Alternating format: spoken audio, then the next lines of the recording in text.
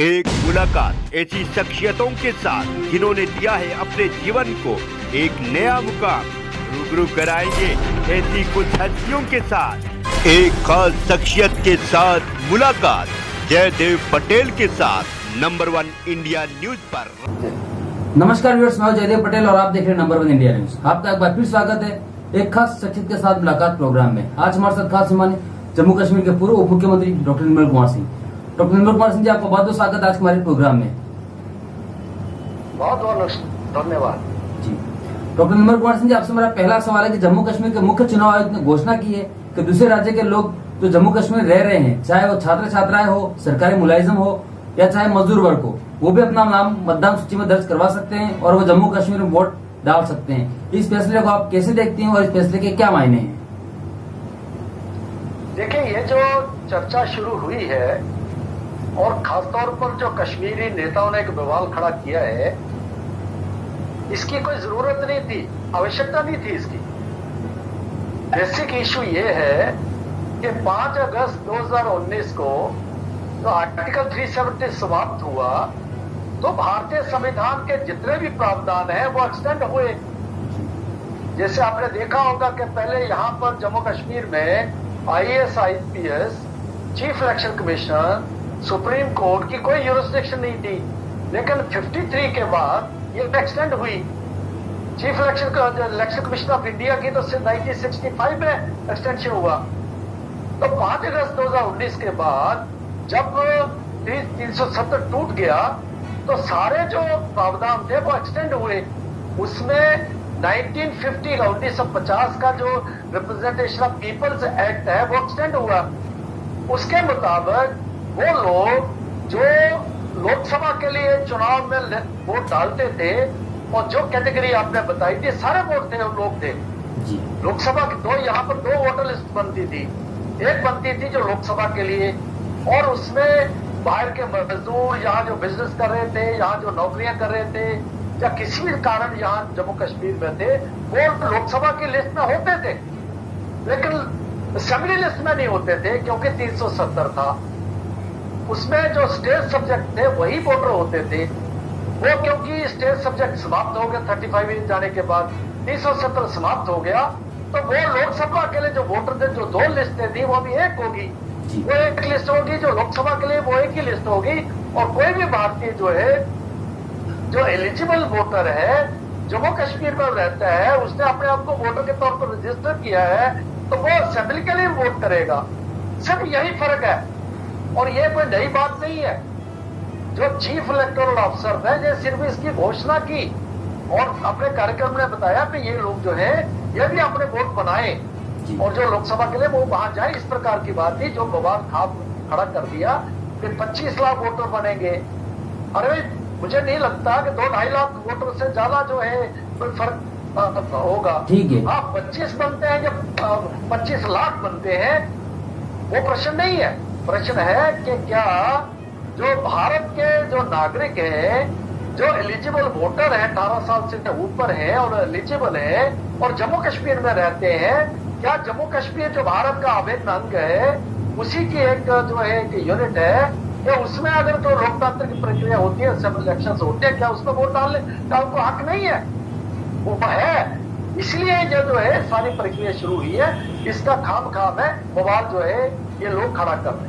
जी, अब सर मैं उसी बात पे आता हूँ डॉक्टर निर्मल कुमार सिंह जी, लेकिन इस फैसले के साथ ही राजनीतिक जो विवाद है वो भी शुरू हो गया। नेशनल कॉन्फ्रेंस और PDP के नेता कह रहे हैं कि भारतीय जनता पार्टी को लगता है कि जम्मू कश्मीर की जनता उन्हें यहाँ जनादेश नहीं देगी, इसलिए वो इम्पोर्टेंट वोटर्स का सहारा लिया जा रहा है। देखिए, ये लोग हैं, ये सब कुछ जानते हैं कि 370 हो जाने के बाद क्या होना था, वो हुआ। प्राइम मिनिस्टर की मीटिंग में भी ये थे, तो इनको पता था। ये उस वहां जरूर जिन्होंने बात की कि आपने 72 साल लिए, 370 तोड़ने में हम 70 साल तक संघर्ष करेंगे, ये बात उन्होंने कही। और ये कोर्ट में भी गए हैं, ऑनरेबल सुप्रीम कोर्ट में गए हैं। तो ये जो है कॉन्स्टिट्यूशनल मैटर को लेके गए हैं, तो ये उसमें सारी चीजें डिसाइड हो जाएंगी। बवाल करने का क्या मतलब है जी? क्या ये चाहते हैं? अगर मुफ्ती मोहम्मद सैयद जो जहाँ के चीफ मिनिस्टर है जम्मू कश्मीर के, कश्मीरी मुस्लिम है, वो दुनिया भारत के होम मिनिस्टर रहे, वो तो यूपी से शायद जो है मुजफ्फराबाद या यूपी के किसी जगह से वो इलेक्शन जीते थे। गुलाम नबी आजाद महाराष्ट्र से इलेक्शन जीते थे। कोई भी कश्मीरी, जम्मू कश्मीर का व्यक्ति जो है, चाहे जम्मू का है चाहे कश्मीर का है, हिंदू मुसलमान से ईसाई जो भी है, भारत के किसी भी क्षेत्र में रहता है, अगर वहां पर और अपना रहता है तो अपना वोटर वो बन सकता है। तो क्या जो है वो जो पुरानी रिवायत थी, पुराना जो एक कानून था, जो दोहरा कानून जिसको समाप्त कर दिया गया 2019 को, उसको फिर से लागू करने की ये बात कर रहे हैं, जिसका कोई आधार नहीं है। पहले तो आधार था 377 और वो समाप्त हो गया है। तो इस प्रकार की बात करने का तो ये तो सिर्फ बवाल खड़ा करना है और लोगों को जो है गुमराह करने की बात है, कि लोगों को बेवकूफ बना रहे हैं। जी डॉक्टर निर्मल कुमार सिंह जी, मैं नॉन कश्मीरी का आंकड़ा देख रहा था, तो करीब करीब लगभग 20 लाख से ज्यादा वोटर्स आपके जुड़ सकते हैं इसमें। तो नॉन कश्मीर वोटर्स को जोड़ना कश्मीर के साथ कुछ खिलवाड़ तो नहीं होगा?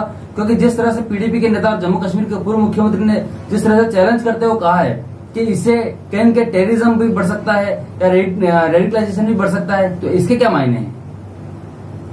देखिए, वो धमकी दे रहे हैं और ये धमकियां नहीं दी, इन्होंने वो करके भी दिखाया है।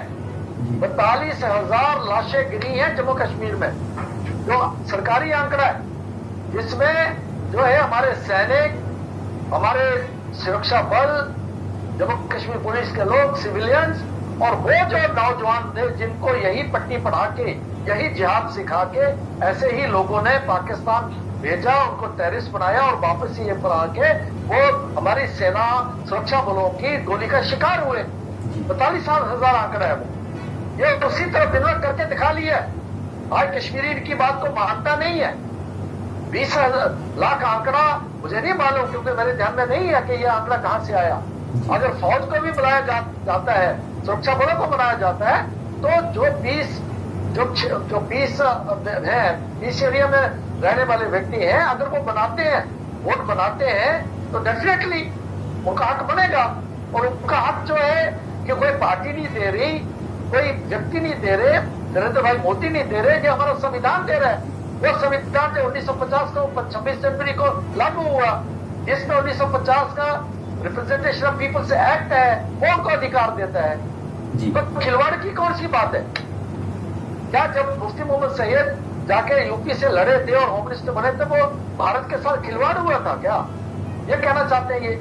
गुलाम नबी आजाद जब बाहर गए तो वो उनसे खिलवाड़ हुआ था क्या? पूरे भारत के लोग बोले नहीं, या कश्मीरी आके यहाँ से क्यों इलेक्शन लड़ रहा है? लोगों ने वोट भी दिया, उनको जिताया भी। तो ये लोग हैं जो चाहते हैं कि हमारी सल्तनत, जो इन्होंने जो है लगभग 70 साल से ज्यादा जो है वहां बना के रखी, वो मध्यकाल में वो अभी भी रह रहे हैं। इनको लगता है वो सल्तनत कंटिन्यू रहनी चाहिए।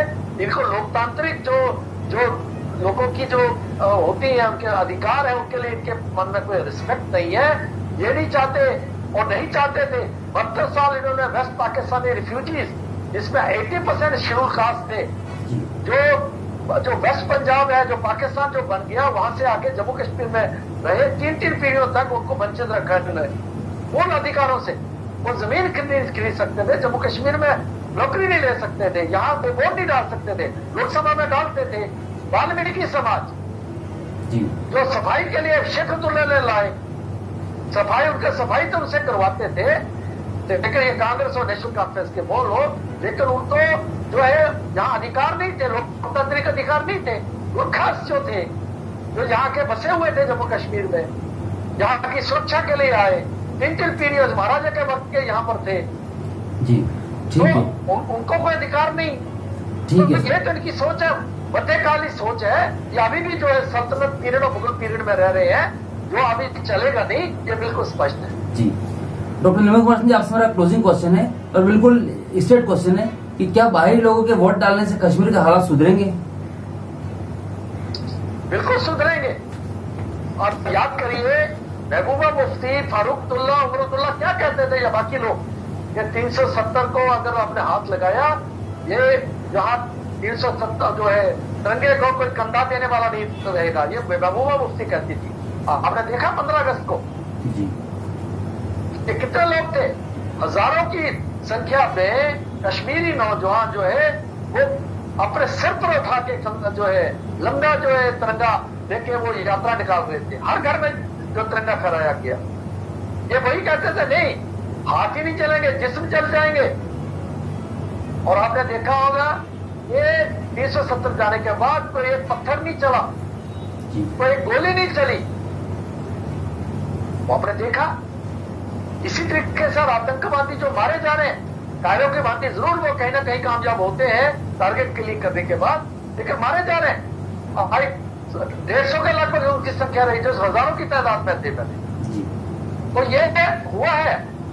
और ये भी आप देखेंगे कि देखो दूसरी बात यह है कि किसको फायदा होता है किसको नहीं होता है, या किस पार्टी को होता है, किस जो है किसको होता है, वो नहीं बात प्रश्न नहीं है। प्रश्न है क्या जम्मू कश्मीर में जो संविधान के लोकतांत्र जो अधिकार है वो यहाँ के हर किसी को मिलने चाहिए, जो उसको अपनी सरकार चुनने के लिए नहीं जो मिलने चाहिए जी।